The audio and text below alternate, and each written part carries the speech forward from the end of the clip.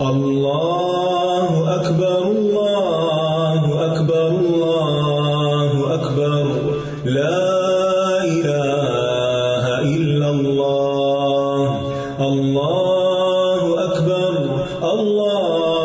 اکبر وللہ الحمد. اعوذ باللہ من الشیطان الرجیم. بسم اللہ الرحمن الرحیم. والفجر وليال عشر والشفع والوتر والليل إذا يسر هل في ذلك قسم لذي حجر. السلام علیکم ورحمۃ اللہ وبرکاتہ. نحمده ونصلی علی رسولہ الکریم. اما بعد فاعوذ باللہ من الشیطان الرجیم. بسم اللہ الرحمن الرحیم.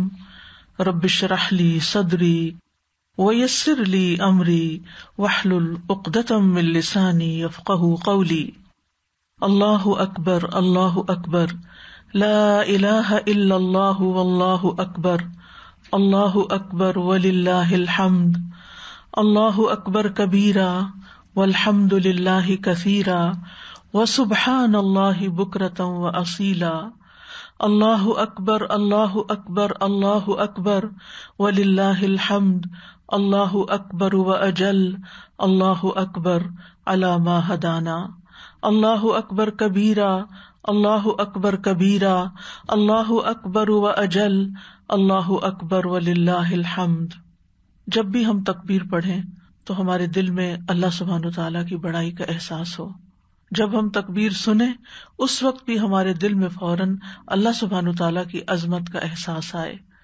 جب بندہ اللہ اکبر کہتا ہے تو وہ اس بات کا یقین رکھتا ہے کہ اس کے دل میں اللہ رب العزت ہر چیز سے بڑا ہے، ہر انسان سے بڑا ہے، ہر دولت سے بڑا ہے، ہر نعمت سے بڑا ہے، کسی بھی مخلوق سے بڑا ہے. اور اس طرح اس کے دل پر کسی اور مخلوق کی ربانیت باقی نہیں رہتی، کیونکہ وہ اللہ کو سب سے بڑا سمجھتا ہے. اور پھر وہ جانتا ہے اور وہ یہ یقین رکھتا ہے کہ اللہ سبحانہ وتعالیٰ اپنی ساری مخلوق کو گھیرے ہوئے ہے، ہر چیز اللہ کے ہاتھ میں ہے. انسان کی ساری ضروریات وہی پوری کرتا ہے، اس کی ساری حاجات کو پورا کر سکتا ہے کیونکہ وہ سب سے بڑا ہے. اور پھر ہماری حفاظت بھی وہی کرتا ہے، ہمارے ہر کام کو بھی وہی بناتا ہے، ہماری واپسی بھی اسی کی طرف ہے، ہمارا انجام بھی اس کے ہاتھ میں ہے، ہمیں جزا دینے والا بھی وہی ہے. تو انسان جب اللہ اکبر کہتا ہے تو یاد رکھے کہ اللہ ہر چیز سے بڑا ہے. ویسے تو ہم اس کا معنی کرتے ہیں کہ اللہ سب سے بڑا ہے، لیکن اکبر افعال التفضیل کا صیغہ بھی ہے کہ اللہ تعالیٰ باقی ہر چیز کے مقابلے میں بڑا ہے. ہم عشرہ ذی الحجہ کے پروگرام کے سلسلے میں بہترین دنوں میں بہترین کاموں کے بارے میں پڑھ رہے ہیں، بہترین اعمال کے بارے میں. ہم نے افضل ایمان کے بارے میں پڑھا، افضل اسلام کے بارے میں پڑھا. آج ہم افضل عبادت کے بارے میں پڑھیں گے کہ عبادات میں سے افضل کیا ہے. دیکھا جائے تو عبادت زندگی کا اصل مقصد ہے. عبادت دو چیزوں کے مجموعے کا نام ہے. ایک ہے انتہا درجے کی محبت کہ اس سے زیادہ محبت کا تصور نہ کیا جا سکے، اور دوسرے انتہا درجے کی اطاعت کہ اس سے زیادہ اطاعت کا تصور بھی نہ کیا جا سکے. یعنی اس بات کا احساس کہ اللہ سبحانہ وتعالی ہر چیز سے زیادہ محبت کے لائق ہے اور سب سے زیادہ اسی کی بات ماننی چاہیے. عبادت ظاہر میں کچھ آداب بجا لانے کا نام ہے، کچھ ریچولز کو ہم عبادت قرار دیتے ہیں، لیکن حقیقت کے اعتبار سے عبادت اس چیز کا نام ہے کہ ہماری محبتوں، ہمارے شوق اور ہمارے جذبات کا مرکز کیا ہے. یعنی سب سے زیادہ ہم کس کی طرف لوٹتے ہیں، سب سے زیادہ کس کو چاہتے ہیں، کیونکہ جس کو انسان چاہتا ہے اس کے لیے پھر سب کچھ لگا دیتا ہے، پھر وہ اپنی ذات کی نفی کرتا ہے. اسی لیے ہم جب اللہ اکبر کہتے ہیں تو اس کا مطلب ہے کہ ہمارے دل سے سارا غرور، تکبر اور اپنی بڑائی کا احساس ختم ہو جاتا ہے. اور اسی وجہ سے ہم اس کے آگے رکوع کرتے ہیں، جھکتے ہیں، اسی لیے ہم اس کے آگے سجدہ کرتے ہیں، جھک جاتے ہیں، اپنی ذات کی نفی کر دیتے ہیں، اور ہر معاملے میں اپنے رب کو ترجیح دیتے ہیں یا اس کو آگے رکھتے ہیں، اس کی خوشی کو اپنی خوشی کے آگے رکھتے ہیں، اس کی ناراضگی سے ڈرتے ہیں. یہ عبادت کی روح ہے. اسی کے سامنے اپنی ضروریات رکھتے ہیں، اسی سے راز و نیاز کرتے ہیں، اس سے اپنے دل کی باتیں شیئر کرتے ہیں، اسی پر بھروسہ کرتے ہیں، اسی پر توکل کرتے ہیں. تو جب انسان اپنا سب کچھ اپنے رب کو بنا لیتا ہے تو یہی دراصل اللہ کی عبادت ہے. یعنی انسان اپنے تمام تر جذبات اور احساسات کا مرکز اللہ کی ذات کو بنا لے، انتہا درجے کی محبت اور انتہا درجے کی اطاعت، اور ہر موقع پر، ہر موڑ پر صرف اور صرف اسی کو پکارے.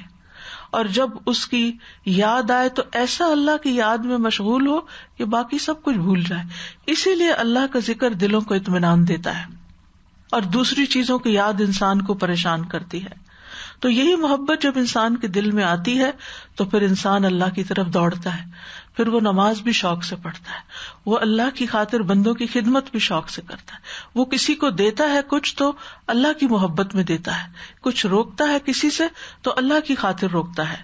اور اس طرح انسان کی ساری زندگی عبادت بن جاتی ہے، وہ اللہ کا بندہ بن جاتا ہے. ان صلاتی و نسکی و محیای و مماتی للہ رب العالمین، اس کا سب کچھ اس کے رب کے نام ہو جاتا ہے. اور یہی دراصل عبادت کی روح ہے. اور حقیقت یہ ہے کہ جب انسان اللہ سبحانہ تعالیٰ کی عبادت کرتا ہے تو یہ چیز اس کے لیے دل کی راحت کا سبب بنتی ہے، دل کے سکون کا باعث بنتی ہے. اسی لیے جب وہ ہر کام، چاہے وہ نماز ہو، چاہے زکوٰۃ ہو، چاہے حج ہو، چاہے سچ بولنا ہو یا امانت ادا کرنا ہو یا والدین کے ساتھ اچھا سلوک کرنا ہو یا صلہ رحمی کرنا ہو یا پڑوسی، یتیم، مسکین اور مسافر کا خیال کرنا ہو یا غلاموں اور جانوروں کے ساتھ احسان کرنا ہو، چاہے وہ دعا کرنا ہو یا ذکر کرنا ہو یا قرأت قرآن کرنا ہو، یہ ساری چیزیں اس کی عبادت بن جاتی ہیں. اور اس طرح ایک بندہ مومن کے 24 گھنٹے جو ہے وہ اللہ کی عبادت میں گزرتے ہیں. تو آج ہم دیکھیں گے کہ عبادت میں سے بہترین کیا ہے. اور یہ بھی یاد رکھیے کہ عبادت بندوں کے اوپر اللہ کا حق بھی ہے، کیونکہ ہم پر سب سے زیادہ احسانات اللہ رب العزت کے ہیں. اسی نے ہمیں یہ وجود بخشا، زندگی بخشی، جو بھی نعمتیں ہمارے پاس ہیں وہ سب اسی کی طرف سے ہیں. لہٰذا ہمیں بھی اپنا سب کچھ اسی کے لیے قربان کرنا چاہیے. تو عبادت گزاروں کی 3 حالتیں ہیں. ایک ہے السابقون، سبقت کرنے والے، جو اپنے فرائض اور مستحبات کو خوشی خوشی ادا کرتے ہیں. کچھ ہے میانہ رو، جو صرف فرائض ادا کرتے ہیں، نوافل کی طرف نہیں جاتے. اور کچھ ایسے ہیں کہ جو اپنے اوپر ظلم کر کے فرائض میں بھی کمی کرتے ہیں. یاد رکھیے جو آگے والے ہیں وہ تو آگے ہی جانے والے ہیں، وہی اللہ کے مقرب بندے ہیں. وہ نوجوان جس نے اللہ کی عبادت میں پرورش پائی، جس کا دل مسجد میں اٹکا رہتا ہے، وہ قیامت کے دن عرش کے سائے تلے ہوگا. اور جو شخص جہاں بھی ہو خوشی سے اللہ کی عبادت کرے، اللہ تعالیٰ اس کو جنت کے ساتھ خوش کر دے گا. تو بہترین عبادات میں سب سے پہلے نماز آتی ہے. قال رسول اللہ صلی اللہ علیہ وسلم استقیموا ولن تحصوا وَاعْلَمُوا أَنَّ خَيْرَ أَعْمَالِكُمُ الصَّلَاةُ وَلَا يُحَافِظُ عَلَى الْوُضُوءِ إِلَّا مُؤْمِنٌ. رسول اللہ صلی اللہ علیہ وسلم نے فرمایا، سیدھی راہ پر قائم رہو اور تم کما حقہ قائم نہ رہ سکو گے، اور تمہیں معلوم ہونا چاہیے کہ تمہارا بہترین عمل نماز ہے، اور وضو کی حفاظت تو مومن ہی کرتا ہے. اسی طرح ایک اور حدیث کے مطابق اول وقت میں نماز پڑھنا سب سے افضل عمل ہے. ان عبد اللہ ابن مسعود قال سألت رسول اللہ صلی اللہ علیہ وسلم ای العمل افضل قال الصلاة فی اول وقتها قلت ثم ای قال الجہاد فی سبیل اللہ. عبداللہ بن مسعود نے رسول اللہ صلی اللہ علیہ وسلم سے پوچھا کہ کون سا عمل سب سے افضل ہے؟ آپ نے فرمایا اول وقت میں نماز پڑھنا. میں نے پوچھا پھر کون سا؟ فرمایا اللہ کے راستے میں جہاد کرنا. اسی طرح مردوں کا با جماعت نماز ادا کرنا بہترین عمل ہے. رسول اللہ صلی اللہ علیہ وسلم نے فرمایا صلاۃ الجماعۃ افضل من صلاۃ احدکم وحدہ ب25 جزءا، با جماعت نماز تمہارے اکیلے کی نماز سے 25 گنا زیادہ افضل ہے. ایک روایت میں 27 کا لفظ بھی آتا ہے، اور اس میں کنٹراڈکشن نہیں، ڈیپینڈ کرتا ہے کہ کون کن حالات میں وہ نماز ادا کرتا ہے، اس اعتبار سے کم و بیش اس کا اجر بڑھ جاتا ہے. اسی طرح نوافل میں سے سب سے بہترین نماز وہ ہے جو گھر کے اندر پڑھی جائے. عورتوں کے لیے تو ہے ہی، مردوں کے لیے بھی. یعنی مرد اگر اپنی سنتیں اور نفل گھر میں پڑھتے ہیں تو وہ مسجد میں پڑھنے سے زیادہ افضل ہے، کہ اس سے گھر میں اللہ کا ذکر ہوتا ہے، گھر میں بچے اور دیگر لوگ بھی دیکھتے ہیں کہ باپ بھی نماز پڑھ رہا ہے. اور اگر ہر نماز کے وقت باپ غائب ہو اور گھر میں کوئی نماز ہی ادا نہ کرے، اس کی وہ پریزنس وہاں فیل نہیں ہوگی عبادت کے اعتبار سے. اسی طرح رسول اللہ صلی اللہ علیہ وسلم نے فرمایا افضل الصلاۃ صلاۃ المرء فی بیتہ الا المکتوبہ، نماز میں سب سے بہتر نماز آدمی کی وہ نماز ہے جو اس کے گھر میں ہو سوائے فرض نماز کے. پھر اسی طرح فرض نماز کے بعد بہترین نماز تہجد کی نماز ہے. سب سے زیادہ فضیلت والی نماز رات کی نماز ہے. افضل الصلاۃ بعد الفریضۃ صلاۃ اللیل. اسی طرح بہترین نماز داؤد علیہ السلام کی نماز ہے. رسول اللہ صلی اللہ علیہ وسلم نے فرمایا وَأَحَبُّ الصَّلَاةِ إِلَى اللَّهِ صَلَاةُ داؤد، اللہ کے ہاں محبوب نماز داؤد علیہ السلام کی نماز ہے. کان ینام نصف اللیل، آدھی رات تک سوتے، ویقوم ثلثہ، پھر 1/3 رات عبادت کرتے، وینام سدسہ، اور آخری چھٹا حصہ پھر سو جاتے. یعنی نماز کے دونوں طرف نیند اور بیچ میں تہجد. پھر اسی طرح لمبی قرات والی نماز زیادہ افضل ہے. رسول اللہ صلی اللہ علیہ وسلم نے فرمایا افضل الصلاۃ طول القنوت. پھر فجر کی سنتیں دنیا و ما فیہا سے بہتر ہیں. حضرت عائشہ کہتی ہیں نبی صلی اللہ علیہ وسلم نے فرمایا رکعتا الفجر خیر من الدنیا وما فیہا. پھر بہترین نماز جمعے کے دن فجر کی نماز ہے. نبی صلی اللہ علیہ وسلم نے فرمایا افضل الصلوات عند اللہ صلاۃ الصبح یوم الجمعۃ فی جماعہ. اور یہ مردوں کے لیے ہے obviously، اللہ کے ہاں سب سے افضل نماز جمعہ کے دن نماز فجر ہے، جسے باجماعت ادا کیا جائے، کیونکہ اس میں خاص صورتیں بھی پڑھی جاتی ہیں، سورۃ السجدہ اور سورۃ الدہر. پھر مردوں کی بہترین صف سب سے اگلی صف ہے اور سب سے بری آخری ہے، اور عورتوں کی بہترین صف آخری صف ہے اور بری پہلی والی ہے. پھر اسی طرح نماز پڑھتے ہوئے نرم کندھوں والے بہترین لوگ ہیں جو دوسروں کے ساتھ فوراً جڑ جاتے ہیں اور دوسروں کو نماز میں سہولت دیتے ہیں، تنگ نہیں کرتے. یعنی کچھ لوگ ہوتے ہیں وہ کونیاں چبورے ہوتے ہیں، یا بیٹھتے ہوئے دھکا دے دیتے ہیں، یا کھڑے ہوتے ہوئے کچھ نہ کچھ دوسرے پر بوجھ ڈال دیتے ہیں. لیکن جو شخص اچھے سے نماز پڑھتا ہے، سہولت کے ساتھ خود بھی اور دوسرے کو بھی اسپیس دیتا ہے، اس کی نماز زیادہ افضل ہے. پھر اسی طرح عورت کی بہترین مسجد بہترین نماز کی جگہ ان کے گھر کا آخری کمرہ ہے. قال خیر مساجد النساء قار بیوتہن. اور اسی طرح ایک اور روایت میں آتا ہے کہ عورت کی نماز اس کے اپنے گھر میں صحن کی بجائے، یعنی باہر پڑھنے کی بجائے کمرے کے اندر زیادہ افضل ہے. بلکہ کمرے کی بجائے بھی اندر کے کمرے میں، یعنی اگر اس سے بھی پیچھے کوئی کمرہ ہے، کیونکہ پہلے زمانے میں جو گھر ہوتے تھے ایک صحن ہوتا تھا، ایک ورانڈا ہوتا تھا اور ایک پھر کمرہ ہوتا تھا. یعنی بیک ہوم بھی آپ دیکھیں تو گاؤں وغیرہ میں ابھی تک اسی طرح کے گھر ہوتے ہیں، صحن ہوتا ہے، برآمدہ ہوتا ہے اور پیچھے کمرہ ہوتا ہے، یا کوئی کوٹھڑی وغیرہ کہیں ہوتی ہے. تو مطلب یہ ہے کہ جو جتنے اندر جا کر نماز پڑھے گی اتنا ہی اس کی کیفیت زیادہ بہتر ہوگی، کیونکہ باہر زیادہ شور ہنگامہ، بچوں کی چہل پہل، گھر کے کام کاج، تو اس میں عورت چونکہ گھر کی مالکہ ہوتی ہے تو اس کی ساری توجہ اس پہ ہوتی ہے، کون آیا، کون گیا، کون کیا کر رہا ہے، یہ برتن کیوں بجا ہے کچن میں، یہ دروازہ کیوں کھل گیا ہے. تو وہ پھر اس نماز میں کنسنٹریشن نہیں ہوتی. لیکن جب وہ الگ ہو کے اندر جا کر نماز پڑھتی ہے تو وہ نماز بہتر ہوتی ہے.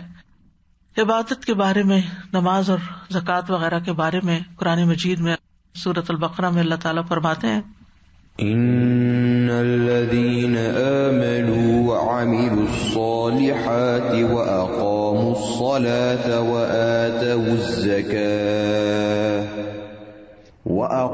الصلاة وآتوا الزكاة لهم أجرهم عند ربهم ولا خوف عليهم ولا هم يحزنون. بے شک جو لوگ ایمان لائے اور انہوں نے نیک اعمال کیے اور نماز قائم کی اور زکوٰۃ دی، ان کے لیے ان کا اجر ان کے رب کے پاس ہے، اور ان پر نہ کوئی خوف ہے اور نہ وہ غمگین ہوں گے۔ سورۃ البقرہ میں ہی ارشاد فرمایا وَأَقِيمُوا الصَّلَاةَ وَآتُوا الزَّكَاةَ وَمَا تُقَدِّمُوا لِأَنفُسِكُم مِّنْ خَيْرٍ تَجِدُوهُ عِندَ اللَّهِ إِنَّ اللَّهَ بِمَا تَعْمَلُونَ بَصِيرٌ۔ اور نماز قائم کرو اور زکوٰۃ دو، اور جو بھی نیکی تم اپنی جانوں کے لیے آگے بھیجو گے، یعنی خیر کا جو بھی کوئی کام کرو گے، تجدوہ عند اللہ، اسے اللہ کے پاس پالو گے، بے شک اللہ جو کچھ تم کرتے ہو خوب دیکھنے والا ہے۔ سورۃ ابراہیم میں فرمایا قُل لِّعِبَادِيَ الَّذِينَ آمَنُوا يُقِيمُوا الصَّلَاةَ وَيُنفِقُوا مِمَّا رَزَقْنَاهُمْ سِرًّا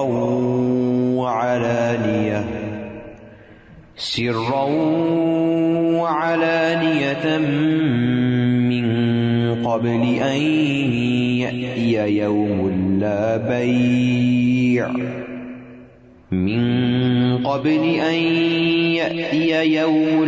بَيْعٌ فِيهِ وَلَا خِلَالٌ۔ میرے بندوں سے جو ایمان لائے ہیں کہہ دو کہ وہ نماز قائم کریں، اور اس میں سے جو ہم نے انہیں دیا ہے پوشیدہ اور ظاہر خرچ کریں، چھپا کے بھی دکھا کے بھی، دکھاوا کر کے نہیں یعنی سامنے بھی، تاکہ دوسروں کو بھی موٹیویشن ہو، اس سے پہلے کہ وہ دن آئے جس میں نہ کوئی خرید و فروخت ہوگی اور نہ ہی کوئی دوستی کام آئے گی۔ تو یاد رکھیے یہ وہ پسندیدہ عبادات ہیں جن کا ذکر قرآن مجید میں متعدد بار کیا گیا ہے۔ آج ہم نماز کے بارے میں بات کریں گے۔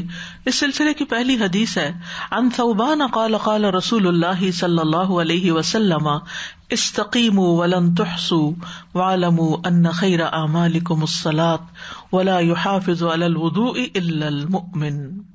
استقیموا، استقامت اختیار کرو۔ استقامت کا کیا مطلب ہے؟ کہ ہر اس چیز پر عمل کرو جس کا حکم دیا گیا ہے، اور ہر اس چیز سے رک جاؤ جس سے منع کیا گیا ہے۔ سورۃ ہود میں آتا ہے وَاسْتَقِمْ كَمَا أُمِرْتَ، استقامت اسی طرح اختیار کرو جیسے حکم دیا گیا ہے، یعنی جن جن چیزوں کا حکم دیا گیا ہے۔ تو استقامت کیا ہے؟ قُلْ آمَنْتُ بِاللَّهِ ثُمَّ اسْتَقِمْ، کہ لا الہ الا اللہ کہہ کے پھر انسان اسی پر قائم رہے، اس میں شک نہ کرے، مرتے دم تک یہی کلمہ اس کی زبان پر ہو، اس کا آخری کلام بھی یہی ہو۔ تو اب اس لیے آخری کلام اسی کا ہو سکتا ہے جو زندگی میں اس کلمے پر جیے اور اس کا ورد بھی کرتا رہے۔ اور اسی طرح وعدہ الست کے وقت جو ہم نے اقرار کیا تھا اس پر قائم رہنا، یہ بھی استقامت ہے۔ وَلَن تُحْصُوهُ، اور تم اس کا احاطہ نہیں کر سکتے، یعنی اگر تم استقامت اختیار کرو گے تو ایک معنی یہ کہ تم اس کے ثواب کو شمار نہیں کر سکتے کہ پھر تمہیں بدلے میں کیا کچھ ملے گا۔ دوسرا معنی یہ ہے کہ اللہ کی توفیق کے بغیر استقامت کی طاقت اور قدرت نہیں رکھتے۔ وَلَن تُحْصُوهُ، استقامت اختیار کرو لیکن کر نہیں سکو گے جب تک کہ توفیق نہیں ملے گی۔ یہ انسان کے اپنے بس کی بات نہیں ہے، اس کے لیے اللہ سبحانہ وتعالیٰ سے توفیق مانگنی چاہیے۔ تیسرا معنی یہ بھی کیا گیا ہے کہ استقامت کی تمام خصلتوں کا احاطہ نہیں کر سکتے، یعنی ان تمام اعمال کو پوری طرح بجا نہیں لا سکتے، دل میں ہمیشہ کھٹک رہ جاتی ہے، کمی رہ جاتی ہے کہ حق ادا نہیں ہوا، کیونکہ ہم مخلوق ہیں، کمزور ہیں، خلق الانسان ضعیفا، ہم سے کمی کوتاہی رہ ہی جاتی ہے، یعنی ہم کوشش کرتے ہیں کہ ہم استقامت اختیار کریں لیکن ہم پھر پھسل جاتے ہیں، پھر آگے پیچھے ڈاواں ڈول ہو جاتے ہیں، امبیلنس ہو جاتے ہیں، کبھی تھکاوٹ کا شکار ہو جاتے ہیں، کبھی بیماری آ جاتی ہے، کبھی کوئی انسان کے اوپر اس کی خواہش نفس غالب آ جاتی ہے۔ تو اس لیے ولن تحصوہ، یعنی کوشش کرو لیکن مکمل طور پر تم اس کو کر نہیں پاؤ گے۔ تو یہ انسان کو یاد رہنا چاہیے اپنی اوقات کہ ہم کمزور ہیں، ہمارا کام یہ ہے کہ اللہ سے توفیق مانگتے ہوئے وہ کرتے جائیں جس کا ہمیں حکم دیا گیا ہے۔ تو کوئی بھی انسان یہ نہ کہے کہ جو مجھے کہا گیا تھا میں تو سب کچھ کرتا ہوں یا کر چکا ہوں. یعنی ہر انسان میں کچھ نہ کچھ کہیں نہ کہیں کسی نہ کسی پہلو سے ضرور کمی, اور اس کا مشاہدہ ہم سب کرتے ہیں. ایک چیز کرنے لگتے دوسری ہاتھ سے چھوٹ جاتی ہے, دوسری کو پکڑتے پہلی ڈھیلی ہو جاتی ہے. ایک عبادت کے اندر توجہ کرنے لگتے ہیں تو دوسری کا وقت نکل جاتا ہے. بہت ساری نیکیاں ایک وقت میں اکٹھی ہو جاتی ہیں تو سمجھ نہیں پاتے کہ اب کیا کریں اور کیا نہ کریں. یعنی حق تو یہ کہ حق ادا نہ ہوا. نبی صلی اللہ علیہ وسلم کی بہت ہی جامع کلمات ہیں جو دلوں کے اعمال اور اعضاء کے اعمال اور احکام پر مشتمل ہے. تو سب سے پہلے استقامت, جس کا تعلق انسان کے عزم اور ارادے سے بھی ہے, دل کے اعمال سے تعلق رکھتی. اور دوسرا پھر اعمال الجوارح, جس میں نماز آ جاتی ہے اور وضو آ جاتا ہے. فرمایا وَاعْلَمُوا أَنَّ خَيْرَ أَعْمَالِكُمُ الصَّلَاةُ, جان لو, تمہیں علم ہونا چاہیے کہ تمہارے اعمال میں سے سب سے اچھا عمل, بہترین عمل نماز ہے. یعنی نماز تمہاری پرائرٹی ہونی چاہیے. یعنی اگر تم استقامت کے تمام پہلوؤں کا احاطہ نہیں بھی کر سکتے تو اس میں نماز کو پکڑ لو, اس پہ تو استقامت اختیار کرو, اس کا تو حق ادا کرو, اس کو تو اپنے لیے لازم کر لو. کیونکہ نماز کے اندر بہت ساری عبادات آ جاتی ہیں, اس میں اللہ کا ذکر بھی آ جاتا ہے, اللہ کی تکبیر, تسبیح, تحمید, قرآن کی قرات, اور انسان ساری دنیا سے کٹ کے صرف اللہ کا ہو جاتا ہے. تو اس لیے نماز سب سے افضل عمل ہے. وَلَا يُحَافِظُ عَلَى الْوُضُوءِ إِلَّا الْمُؤْمِنُ, اور مومن کے سوا کوئی وضو کی حفاظت نہیں کرتا. یعنی ظاہری اور باطنی طور پر وضو کی حفاظت مومن ہی کرتا ہے. اس کا یہ مطلب نہیں کہ صرف وہ مومن ہے جو وضو کرتا ہے اور اگر کسی کا وضو نہیں رہا تو وہ مومن نہیں رہا, یہ معنی نہیں ہے. مطلب یہ ہے کہ جس کا ایمان کامل ہوگا وہ احتیاط کے ساتھ وضو کرے گا اور وضو کے بارے میں دھیان بھی رکھے گا کہ وضو ہے یا نہیں, باوضو ہی اپنی نماز ادا کرے گا اور اس معاملے میں پورا کانشیس رہے گا. اور پھر اسی طرح یہ معنی بھی کیا گیا ہے کہ کامل الایمان مومن وہ ہوتے ہیں کہ جو جب وضو نہیں رہتا پھر وضو کر لیتے, یعنی وضو کی حالت میں رہتے. اور یہ پسندیدہ ترین عمل ہے.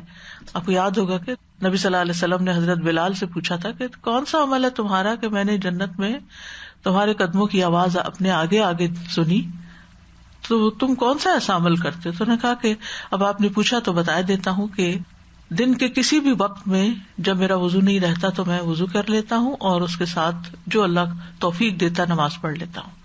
تو اس میں دونوں چیزیں آ گئی, وضو بھی آ گیا اور نماز بھی آ گئی. اور اس سے انسان کے درجے کتنے بلند ہوتے ہیں. نبی صلی اللہ علیہ وسلم کے سامنے دو لوگوں کا ذکر کیا گیا, دونوں بھائی تھے, ایک دوسرے سے زیادہ نیک تھا, افضل تھا. یعنی ہوتا ہے نا کہ بہن بھائیوں میں یا لوگوں میں جو مل جل کے رہتے ہیں, کوئی نیکی میں آگے ہوتا ہے, کوئی پیچھے ہوتا ہے, کوئی کم نیکی کرتا ہے, کوئی زیادہ شوقین ہوتا ہے. تو جو زیادہ نیک تھا اس کی وفات پہلے ہو گئی, 40 دن کے بعد دوسرے کی وفات ہوئی. تو آپ صلی اللہ علیہ وسلم کے سامنے ذکر کیا گیا, یعنی کمپیریزن ہم کرتے ہیں نا, وہ ایسا تھا, وہ ایسا تھا, وہ زیادہ نیک تھا. تو آپ نے فرمایا کہ تمہیں نہیں معلوم کہ یہ جو 40 دن بعد فوت ہوا ہے اس کی 40 دن کی نمازوں نے اس کے درجات میں کہاں تک بلندی کروا دی ہے. یعنی ہم نماز کو ایک معمولی عمل سمجھتے ہیں, حالانکہ ہر سجدہ انسان کا ایک درجہ بلند کرتا ہے, ہر سجدہ. تو 40 دن کی نمازیں تو بہت ہوتی ہیں. اگر فرض کے علاوہ سنت اور نفل, تو اب 2 لوگ ہیں, ایک آگے جا رہا ہے ایک پیچھے جا رہا ہے. ایک پیچھے جانے والا یعنی جس کو 40 دن اور مہلت مل گئی زندگی کی, اس کی 40 دن کی نمازوں نے اس کے درجات میں دوسرے کے مقابلے میں اضافہ کر دیا. ہم اپنی زندگی کا کوئی بھی دن حقیر نہ سمجھیں. ایک دن بھی جو ہمیں زیادہ مل جائے, اور جو دن ملا ہوا ہے, ہر دن جو ہمارے پاس ہے, اس میں ہم شوق سے اللہ کے آگے جھکیں اور ہر نماز کے بعد اللہ کا شکر ادا کریں.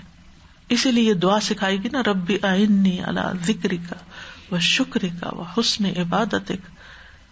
نماز کوئی معمولی چیز نہیں ہے. اللہ تعالیٰ کا جو بندوں پر حق ہے نا عبادت کا, اس کی سب سے پہلی شناختی نماز ہے. ایک شخص مسلمان ہوتا ہے, لا الہ الا اللہ پڑھتا ہے, شہادتین پڑھتا ہے, اور تھوڑی ہی دیر کے بعد اذان ہو جاتی ہے, تو سب سے پہلا عمل، سب سے پہلی عبادت شہادتین کے بعد جو اس کو ادا کرنی ہے وہ نماز ہے. اگر اس کو کچھ بھی ابھی نہیں آتا تو بھی وہ صرف ایکشن ہی کر لے اور سیکھنا شروع کر دے. مرد ہے تو جماعت کے ساتھ کھڑا ہو جائے اور جو ایکشن امام کر رہا ہے اس کے پیچھے وہ کر لے تو اس کی بھی نماز ہو جائے گی. یہی مومن اور کافر میں فرق کرتی ہے، یہی ہماری پہچان ہے. نماز کو معمولی چیز نہیں ہے، اسلام کا دوسرا بڑا رکن ہے. اور پھر یہ کہ اس کی فرضیت کے لیے بہترین جگہ کا انتخاب کیا گیا. باقی اعمال جو ہیں ان کی فرضیت یا وہ ہدایات زمین پر آئی ہیں.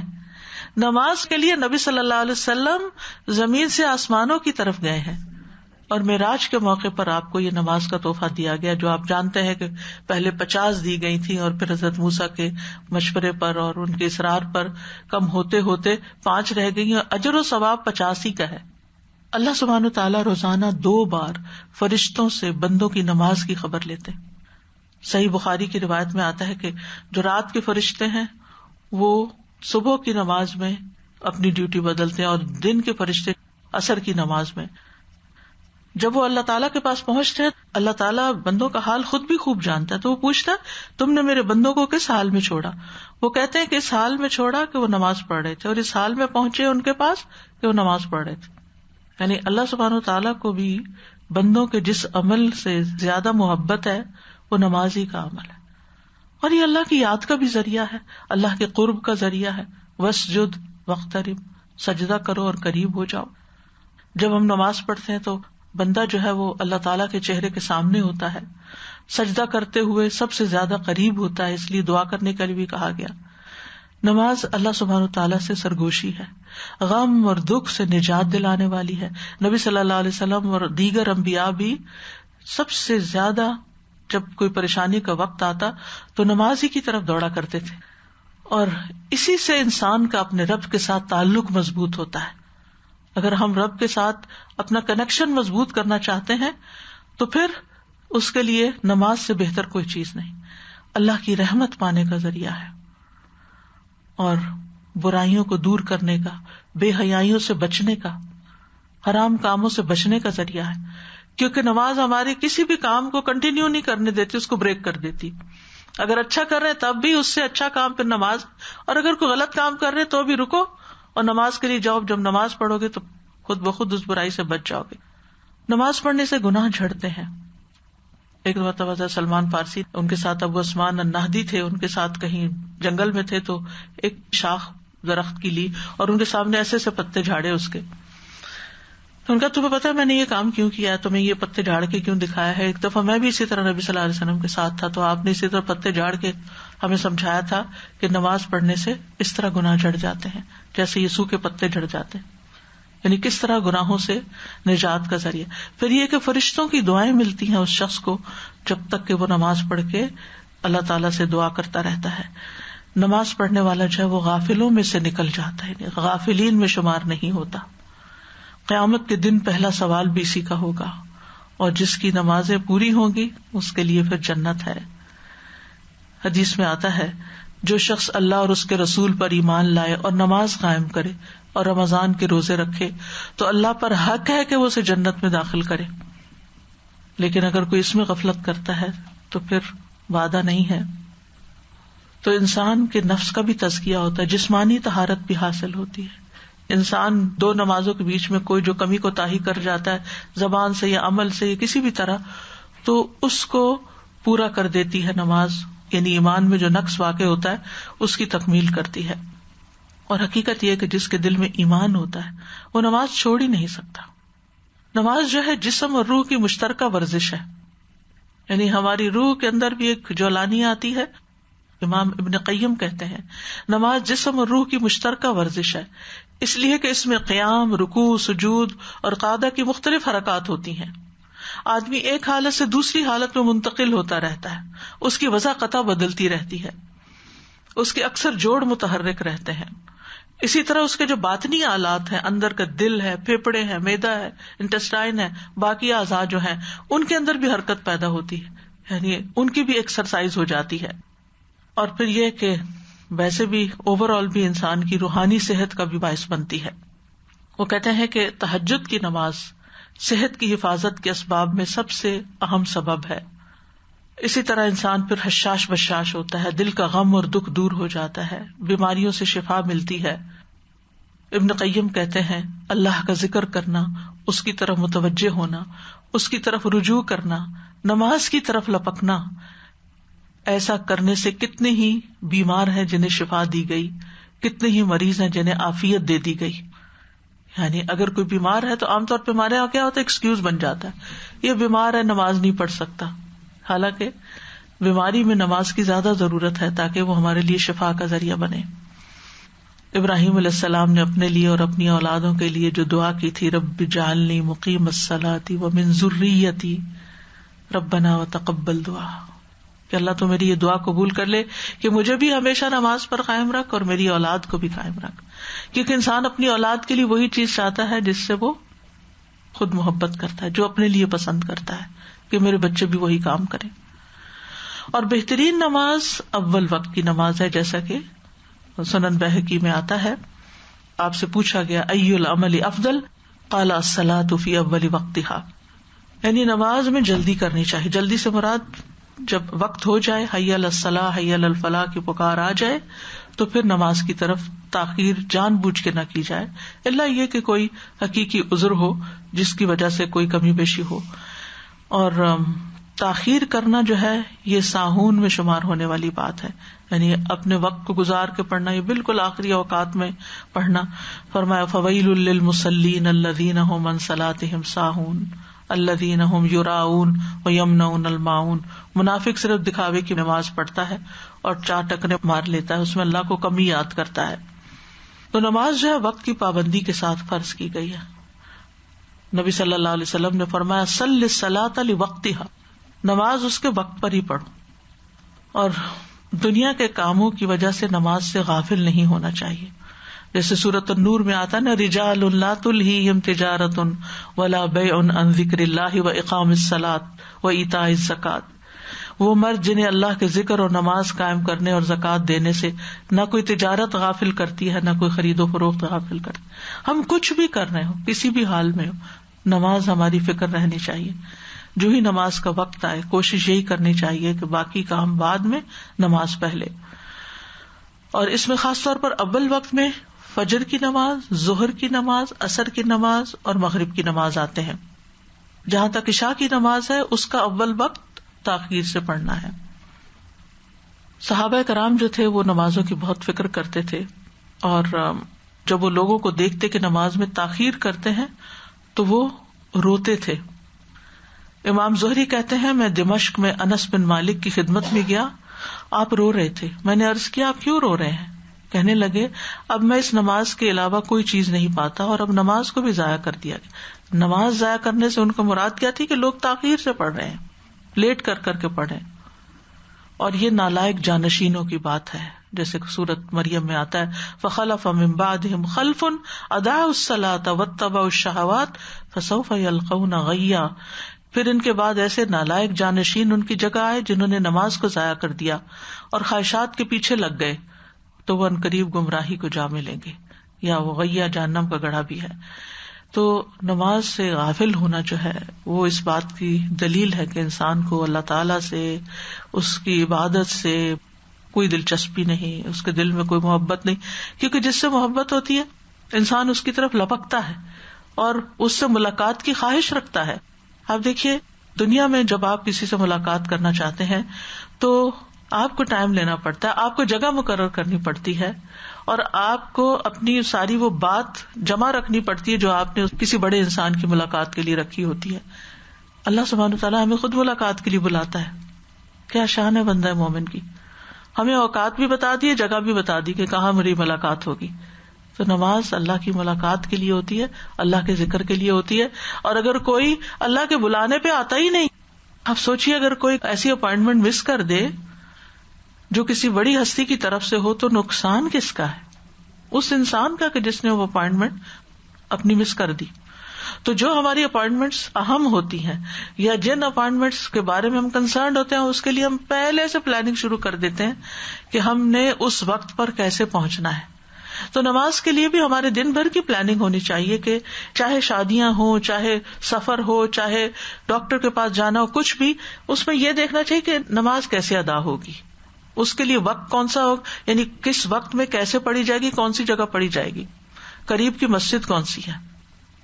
یعنی چاہے آپ سفر پر بھی، اور اب تو الحمدللہ کوئی گنجائش ہی نہیں رہ گئی، آپ گوگل میں ڈالیں کہیں سے بھی گزر رہے ہو قریبی مسجد کون سی ہے، آپ کو وہاں پہنچا دیں گے، آپ نمازیں جمع کر سکتے ہیں. مسجدوں میں ٹھنڈے گرم پانی کا ہر جگہ انتظام موجود ہے. اللہ کے بندوں نے بندوں کے لیے کتنی سہولت قائم کر رکھی ہے اپنے مال خرچ کر کے اور اپنے اوقات لگا کر. پھر بھی اگر ہم نماز کو لیٹ کرتے ہیں اور نماز پڑھتے نہیں ہیں تو پھر اللہ کی ناراضگی کے سوا اور کیا ہے. فویل للمصلین الذین هم عن صلاتهم ساہون. نماز لیٹ کرنا جو ہے نفاق کی علامت ہے، یعنی دل میں پھر ایمان میں کوئی خلل ہے، کوئی گھن لگی ہوئی ہے، ایمان صحیح نہیں ہے، تو ایمان فکس کرنے کی ضرورت ہے.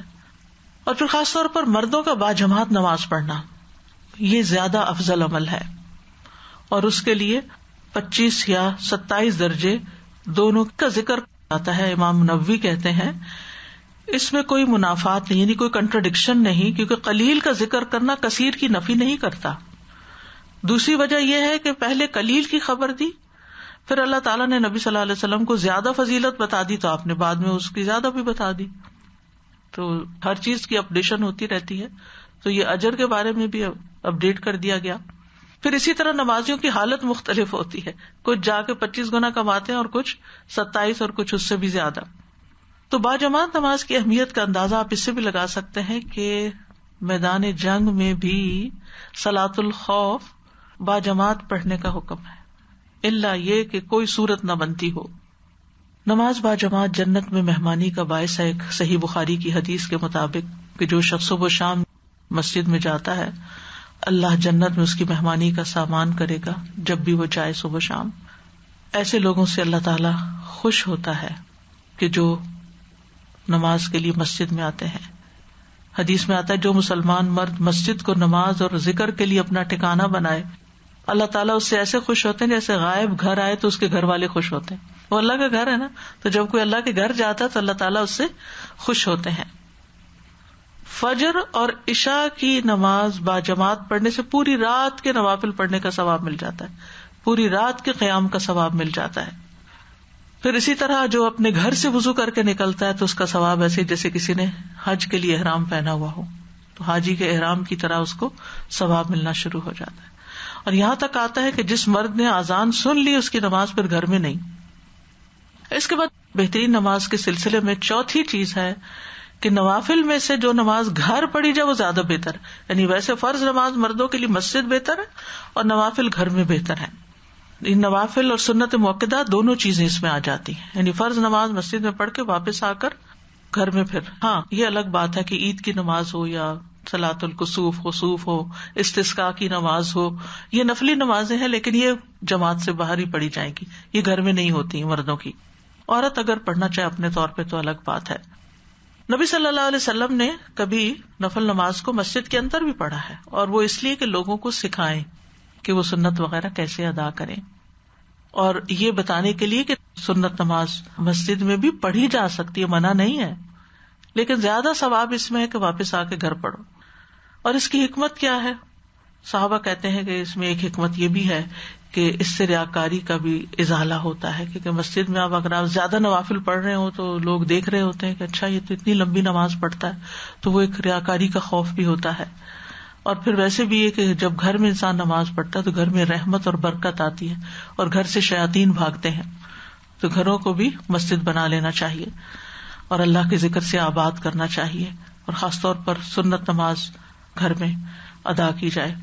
اور مسجد جانے سے پہلے نبی صلی اللہ علیہ وسلم گھر میں 2 رکعت نماز ادا کر لیتے تھے، یعنی اذان اور نماز کے بیچ کی جو ہوتی ہے. مسجد میں جاتا ہے انسان تو پھر تحیۃ المسجد ہوتے ہیں، اگر ٹائم کم ہے تو اس وقت انسان جو سنت نماز اگر اس کے رہتی ہے وہ اور تحیۃ المسجد دونوں کی نیت اکٹھی بھی کر سکتا ہے. جمعے کی سنتیں بھی گھر میں پڑھنا زیادہ افضل ہے. نبی صلی اللہ علیہ وسلم گھر تشریف لے جاتے تھے اور جا کے گھر میں 2 رکعتیں پڑھا کرتے تھے. 5ویں بات افضل نماز کے سلسلے میں یہ ہے کہ افضل نماز فرض نماز کے بعد تہجد کی نماز ہے، یعنی سب سے فضیلت والی نماز. تو رات کے نوافل دن کے نوافل سے افضل ہیں. تہجد کی نماز کے بارے میں قرآن مجید میں آتا ہے ان المتقین فی جنات وعیون آخذین ما آتاہم ربہم انہم کانوا قبل ذلک محسنین کانوا قلیلا من اللیل ما یہجعون وبالاسحار ہم یستغفرون. متقی لوگ یقیناً باغوں اور چشموں میں ہوں گے، ان کا رب جو انہیں دے گا اسے لینے والے ہوں گے، یقیناً وہ اس سے پہلے نیکی کرنے والے تھے، وہ رات کے بہت تھوڑے حصے میں سوتے تھے اور رات کی آخری گھڑیوں میں وہ بخشش مانگتے. تو آج کل آپ ان لوگوں میں شمار ہو سکتے ہیں جو رات کے تھوڑے حصے میں سوتے، کیونکہ راتیں ہی چھوٹی ہو گئی ہیں. تو یہ رب کے قرب اور برائیوں کو دور کرنے کا ذریعہ ہے، مومن کا شرف ہے. رسول اللہ صلی اللہ علیہ وسلم نے فرمایا میری امت کے اشراف یعنی ایلیٹ قرآن کے حافظ اور رات کو نماز پڑھنے والے ہیں، کیونکہ زیادہ افضل نماز وہ جس میں لمبی قرات ہو، تو حافظ ہی زیادہ لمبی قرات کر سکتے ہیں. اس لیے کچھ نہ کچھ حفظ کرتے رہنا چاہیے تاکہ نمازوں میں صرف چھوٹی صورتوں پر اکتفا نہ کیا جائے، تلاوت لمبی ہو سکے. پھر تہجد کا وقت دعاؤں کی قبولیت کا وقت بھی ہے، آسمانوں کے دروازے کھلتے ہیں، اللہ تعالیٰ آسمان دنیا پہ نزول فرماتے ہیں اور خود پکارتے ہیں بندوں کو کہ ہے کوئی جو مجھ سے دعا کرے تو میں اس کی دعا قبول کروں، جو کوئی مجھ سے مانگے تو میں اسے عطا کروں، جو بخشش مانگے تو میں اس کو بخش دوں. پھر اسی طرح یہ رات کی نماز سلامتی سے جنت میں داخل ہونے کا ذریعہ ہے. جنت کے خوبصورت گھروں کے وارث ہوں گے راتوں کو نماز پڑھنے والے. تہجد پڑھنے کے دنیاوی فائدے بھی ہیں، لا علاج مرض سے شفا ملتی ہے. ابن قیم کہتے ہیں قیام اللیل حفظان صحت کے اسباب میں سب سے زیادہ نفع مند ہے، بہت سے لا علاج مرض کو روکنے والے امور میں سب سے زیادہ روکنے والا ہے، جسم روح اور دل کو چاق و چوبند رکھنے والا ہے. یحییٰ بن معاذ کہتے ہیں دل کا علاج 5 چیزوں میں ہے: تدبر کے ساتھ قرآن پڑھنا، پیٹ کو خالی رکھنا، قیام اللیل کرنا، سحری کے وقت اللہ کے سامنے عاجزی اور انکساری کرنا، نیک لوگوں کی مجلس میں بیٹھنا. تہجد پڑھنے والوں کے دل میں ایک عجب طرح کی خوشی ہوتی ہے، کیونکہ انہوں نے اپنے رب اپنے محبوب کی خاطر اپنی نیند قربان کی ہوتی ہے. امام ابن قیم یہ بھی کہتے ہیں 4 چیزیں رزق کو کھینچ لاتی ہیں: قیام اللیل، سحری کے وقت استغفار کی کثرت، صدقہ کرتے رہنا اور دن کے شروع اور آخر میں اللہ کا ذکر کرنا. حسن بصری کہتے ہیں کہ رات کو تہجد پڑھنے والے سب سے زیادہ حسین چہرے والے ہوتے ہیں، کیونکہ وہ تنہائی میں رحمان کے ساتھ گفتگو کرتے ہیں تو اللہ تعالیٰ انہیں اپنا نور پہنا دیتا ہے.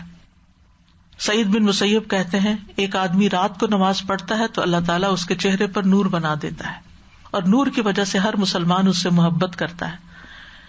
جب اس کو ایسا شخص دیکھتا ہے جس نے اسے پہلے دیکھا نہیں ہوتا تو کہتا ہے میں اس انسان سے محبت کرتا ہوں، یعنی اس کو دیکھتے ہی دوسروں کو اس سے محبت ہوتی ہے. پھر رات کی نماز میں جو بہترین نماز ہے وہ داؤد علیہ السلام کی نماز ہے، اور اس کا طریقہ جو پہلے ذکر کیا کہ وہ آدھی رات سوتے، 1/3 1/3 عبادت کرتے اور آخری 1/6 پھر سو جاتے. اور یہ تہجد کا بہترین وقت ہے، یعنی رات کے آخری حصے میں قیام کرنا. نبی صلی اللہ علیہ وسلم جب مرغ کی آواز سنتے تھے تو اٹھ جایا کرتے تھے. اس زمانے میں پرندوں کی آوازیں سنائی دیتی تھی. حضرت عائشہ کہتی ہے کہ رسول اللہ صلی اللہ علیہ وسلم شروع رات میں سوتے تھے، آخر رات میں بیدار ہوتے تھے. ہمارا کیا حساب ہو گیا، ہم شروع رات میں جاگتے ہیں اور آخر میں اتنا سوتے ہیں کہ بعض اوقات فجر بھی اس کی نظر ہو جاتی ہے.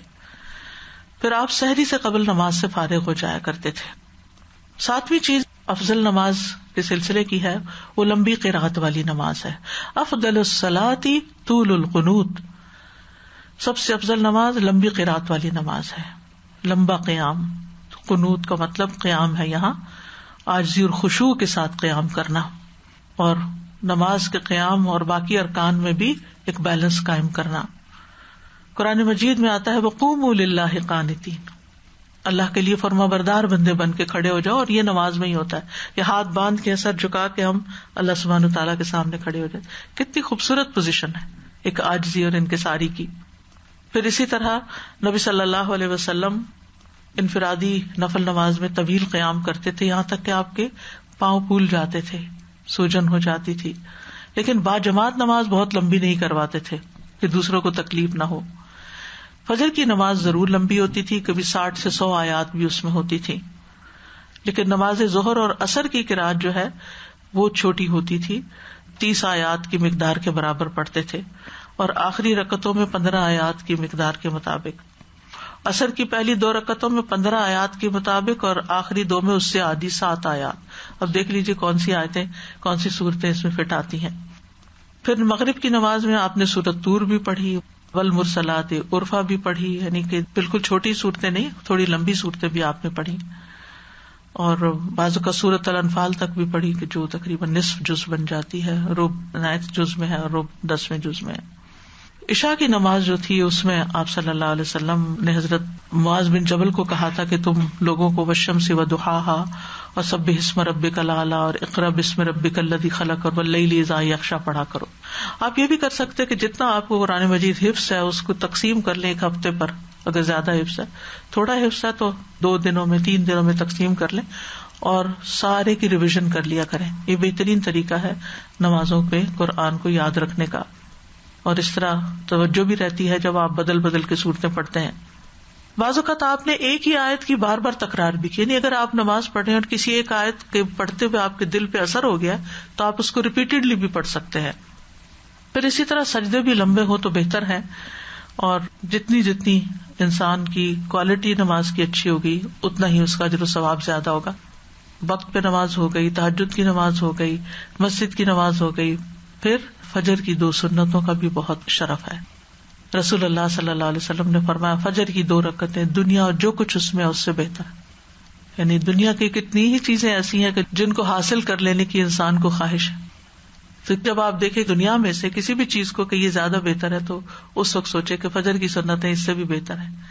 کیونکہ بہت سے لوگ صرف فرض نمازوں پہ آ جاتے ہیں، سنتیں چھوڑ دیتے ہیں، تو ان کے لیے بہت بڑی موٹیویشن بھی ہے. اور پھر یہ ہے کہ ان رکعات کا اجر جو ہے وہ ہمیشہ باقی رہنے والا ہے، یعنی قیامت تک. حضرت عائشہ کہتی ہیں کہ نبی صلی اللہ علیہ وسلم نوافل میں سے کسی نماز کا اتنا اہتمام نہیں کرتے تھے جتنا فجر سے پہلے کی 2 سنتوں کا. سفر میں بھی نہیں چھوڑتے تھے، ہر حال میں یہ 2 سنتیں ادا کرتے تھے. حضرت عائشہ کہتی ہیں کہ وہ نماز جو آپ کسی صورت نہ چھوڑتے، خواہ صحت مند ہوتے یا مریض ہوتے یا سفر میں ہوتے یا مقیم ہوتے، اور وہ فجر سے پہلے کی 2 رکعتیں ہیں، تو یہ بھی افضل نماز ہے. اور آپ فرماتے کہ میرے نزدیک مجھے یہ ساری دنیا سے زیادہ محبوب ہے. صحابہ بھی ان رکعتوں کو بہت اہمیت دیتے تھے.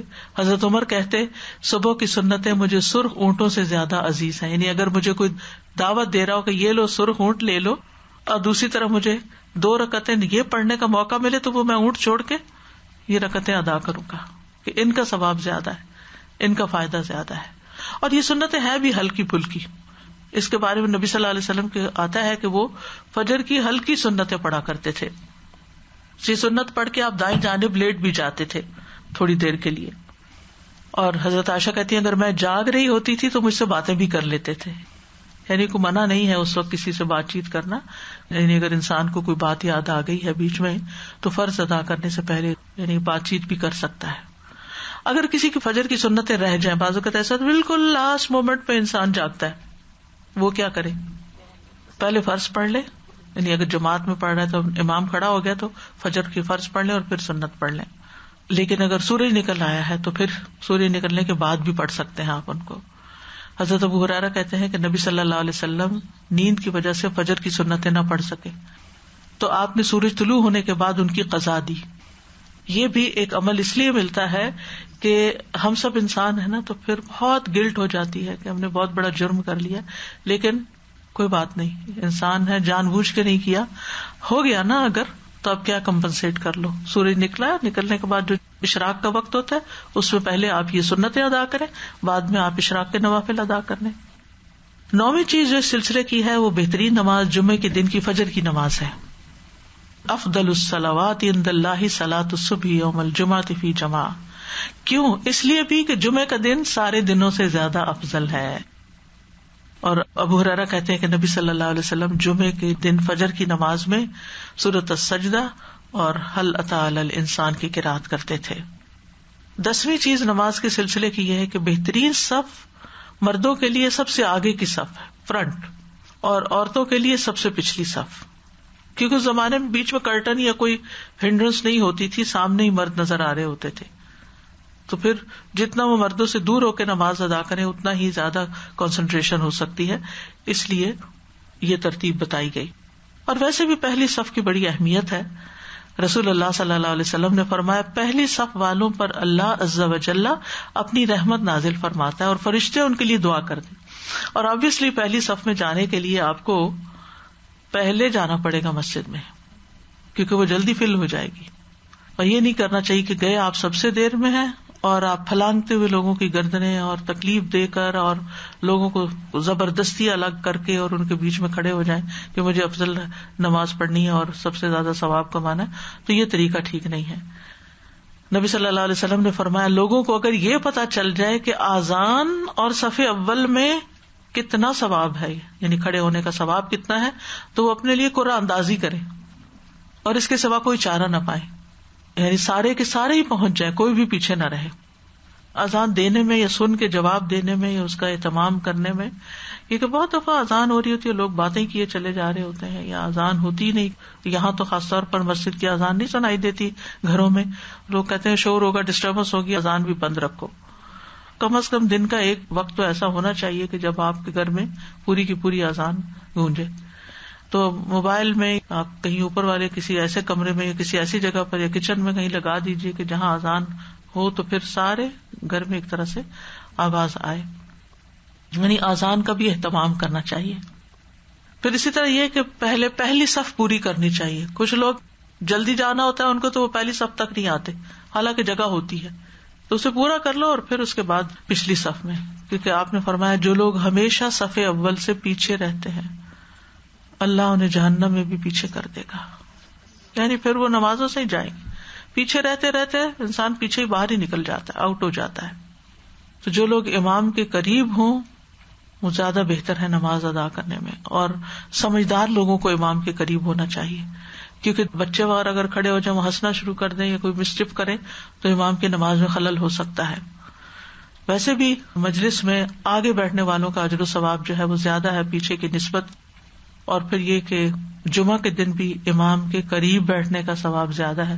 رسول اللہ صلی اللہ علیہ وسلم نے فرمایا جس نے جمعہ کے دن غسل کیا, اول وقت میں آیا, خطبے میں شروع سے حاضر رہا, پیدل چل کے آیا, سوار ہو کر نہ آیا, یعنی پارکنگ دور کی, امام سے قریب ہو کے توجہ سے خطبہ سنا, خطبے کے دوران فضول حرکت نہ کی, یعنی انگلیاں چٹکانا, کھجانا, ادھر ادھر دیکھنا, اسے ہر قدم کے بدلے 1 سال کے عمل یعنی 1 سال کے روزے اور قیام کا ثواب ملے گا.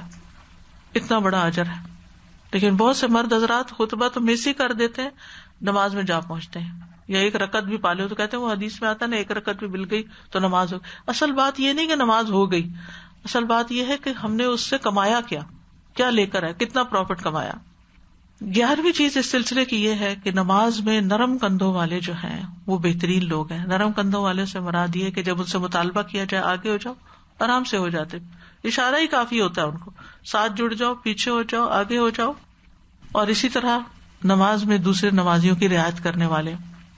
صحیح صف نماز کا حسن ہے, اور جماعت کی نماز میں صف جو ہے وہ نماز کا حصہ ہے, یعنی اس کی درستگی. تو صف کو پورا کرنا چاہیے, اور جو صف ملاتا ہے اللہ تعالیٰ اس کو ملاتا ہے, اور جو صف توڑتا ہے اللہ اسے توڑ دیتا ہے. دلوں کی درستگی کا انحصار بھی صفوں پر ہے, اور صفیں نہ بنانے کا نقصان کیا کہ شیطان ان میں گھومتا پھرتا ہے, نماز میں ڈسٹرب کرتا ہے. تو اس سے یہ بھی پتہ چلتا ہے کہ انسان کو دوسروں کے ساتھ نرمی سے پیش آنا چاہیے, چاہے وہ نماز کے اندر ہی کیوں نہ ہو.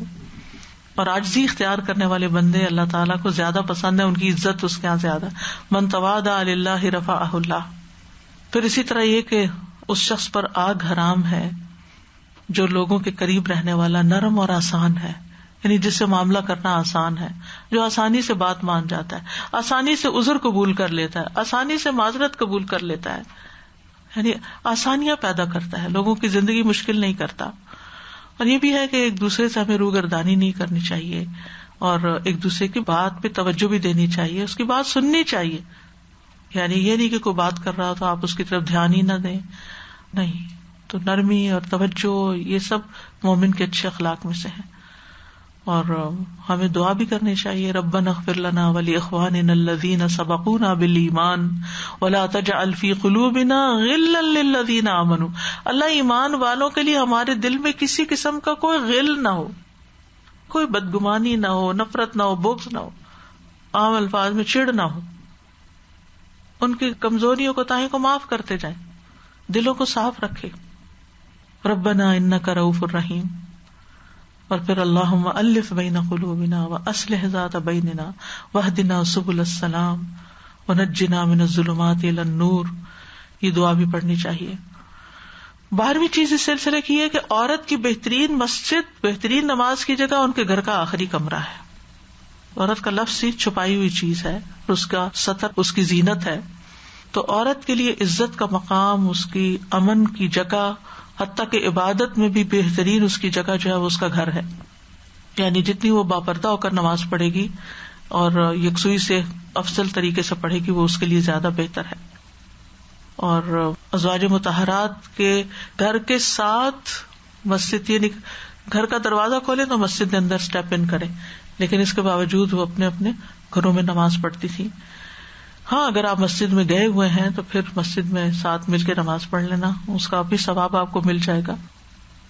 تو شیطان کا کام کیا ہے کہ وہ عورت کو اس بات پہ اکسائے کہ وہ گھر سے باہر نکلے، اور ضرورت کے تحت نکلنے کی اجازت ہے، لیکن بلا ضرورت گھروں سے باہر نکل کے گھومنا پھرنا اور اپنا وقت ضائع کرنا جو ہے یہ مومن عورت کے شعار میں سے نہیں ہے. اور اگر عورت مسجد جانا چاہتی ہے تو اس کو روکنا نہیں چاہیے. مردوں کو یہ کہا گیا ہے کہ اللہ کی بندیوں کو مسجد جانے سے روکو نہیں. یعنی اگر کسی وقت وہ مسجد میں امام کے پیچھے نماز پڑھنا چاہتی ہیں تو بھی اس کی اجازت ہونے دو، لیکن جب وہ مسجد کے لیے پھر نکلیں تو پھر ایسی صورت میں خوشبو نہ لگائیں، پردے سے نکلیں، اپنی زینت چھپائیں اور اپنی صف جو ہے وہ اس کا صحیح طور پر اہتمام کریں، نمازوں میں خلل نہیں ڈالیں. نبی صلی اللہ علیہ وسلم کے زمانے میں خواتین مسجد میں نماز پڑھا کرتی تھی.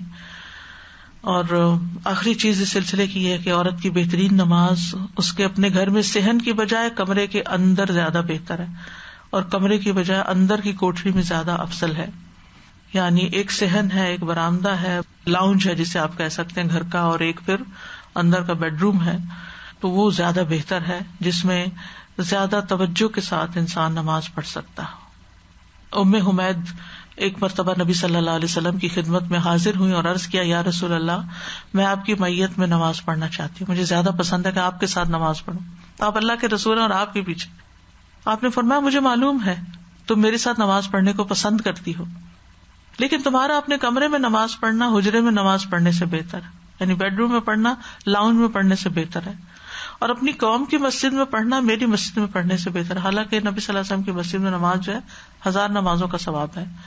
چنانچہ آپ صلی اللہ علیہ وسلم کے حکم پر انہوں نے اپنے گھر کے سب سے آخری کونے میں جہاں سب سے زیادہ اندھیرا ہوتا اپنے نماز پڑھنے کی جگہ بنا لی، اور آخری دم تک وہیں نماز پڑھتی تھی. اور اس میں کوئی شک ہی نہیں ہے، آپ یقین کریں کہ جتنا آپ ایک کونے میں اور سب سے کٹ کے نماز پڑھتے ہیں تو آپ کی کیفیت بدل جاتی ہے، آپ کو سکون آتا ہے اس نماز میں، بجائے اس کے کہ آپ لوگوں کی باتیں سن رہے ہو، ٹی وی چل رہا ہے، وہ خبریں اور میوزک سن رہے ہو نماز میں. تو یہ کیا نمازیں ہیں جس میں اللہ کی یاد ہی نہ ہو. اللہ سبحانہ وتعالیٰ ہمیں بہترین عبادات کی توفیق عطا فرمائے. استاذہ جی، یہ حضرت داؤد علیہ السلام کی نماز کے بارے میں، یہ کتنا آسان ہے کہ آپ جاگتے رہیں اور نماز پڑھیں اور سو جائیں، اور یہ بھی کتنا آسان ہے کہ آپ ایک دفعہ اگر تہجد تو اٹھ گئے تو پھر آپ فجر پڑھ کے سو جائیں. بہت زیادہ احتمال ہے کہ اگر آپ تہجد کے بعد دوبارہ سوئیں گے پھر آپ فجر کے لیے اٹھ پائیں گے یا نہیں. اور سبحان اللہ، وہی میں سوچ رہی تھی کہ ان کے روزے کو بھی بہترین کہا گیا اور ان کی نماز کو بھی بہترین کہا گیا. سبحان اللہ، کتنی ان کو اللہ سبحانہ تعالیٰ سے محبت اور توفیق دی تھی، اور وہ بادشاہ بھی تھے اور نبی بھی تھے، یعنی ان کی ذمہ داریاں کچھ کم نہیں تھی. بس شوق کی بات ہے نا، عبادت تو ہے ہی شوق کا نام.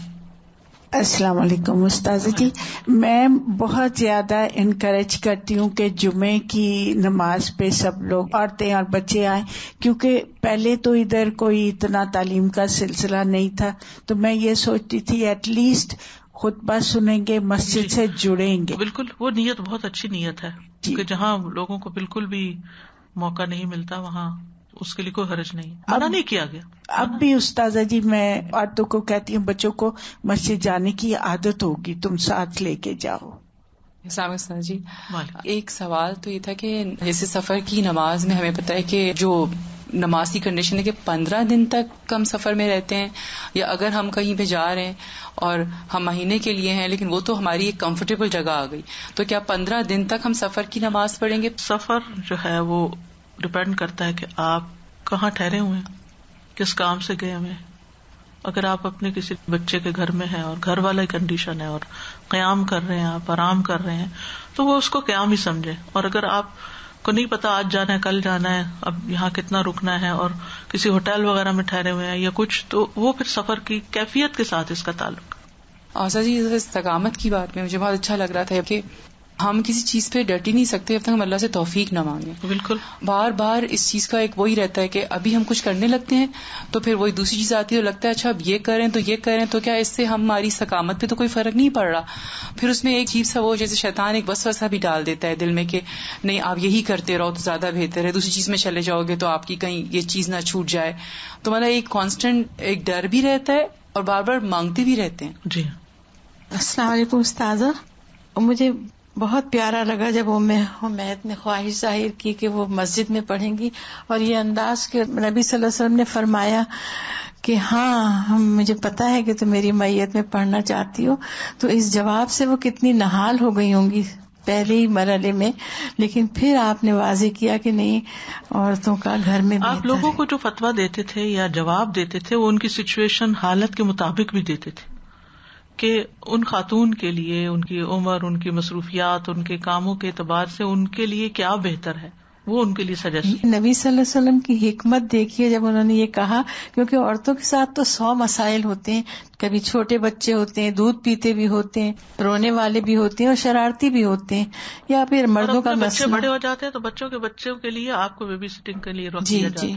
تو مجھے اتنا اچھا لگا کیا حکمت اس میں ہے زبردست. اور ویسے اجازت بھی دی کہ عورتیں مسجد میں آئیں، روکو مت. مجھے یاد ہے کہ میں آئی تھنک چند دنوں پہلے کوئی موٹیویشنل ویڈیو دیکھ رہی تھی، تو اس میں وہ ایتھلیٹ کا بتا رہے تھے کہ ایتھلیٹس جو ہوتے ہیں جب وہ ٹرین کرنے لگتے ہیں تو سبحان اللہ وہ یہ نہیں دیکھتے کہ ان کی مرضی کیا ہے یا ان کو کھانا کیا ہے یا وہ کیا شوق رکھتے ہیں. وہ عجیب و غریب اسموتھیز بھی پی رہے ہوتے ہیں، پروٹین شیکس بھی لے رہے ہوتے ہیں، اینڈ دین اٹھتے ہیں اور پریکٹس کرتے ہیں. چاہے صبح اٹھنا ہو. کسی بہت بڑے کوئی ایتھلیٹ ہے ان کو کچھ شیئر کر رہے تھے، اینڈ سبحان اللہ مجھے سب سے پہلے نماز کا دھیان آیا.